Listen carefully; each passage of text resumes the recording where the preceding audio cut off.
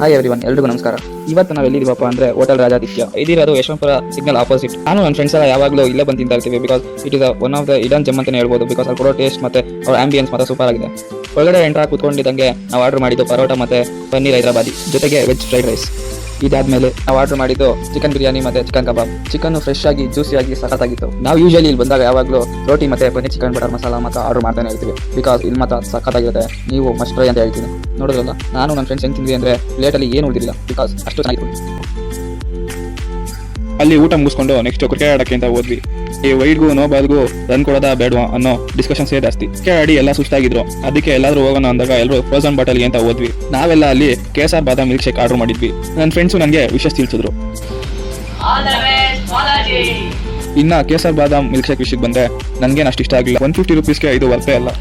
ಆ frozen bottle ಅಂತ ಇದೆಯಲ್ಲ, ಅದಕ್ಕೆ ನಾವು 100 ರೂಪೀಸ್ ಕೊಡಬೇಕು. ಇಲ್ಲಿ ಫ್ಲೇವರ್ ಮಿಲ್ಕ್ ಶೇಕ್ಸು ಚೆನ್ನಾಗಿರ್ಬೋದು. ಅದನ್ನು ನಾನು ನೆಕ್ಸ್ಟ್ ಟೈಮ್ ಎಕ್ಸ್ಪ್ಲೋರ್ ಮಾಡ್ತೀನಿ ಅಷ್ಟೇ. ಮತ್ತೆ ಭೇಟಿಯಾಗೋಣ. ನಮಸ್ಕಾರ.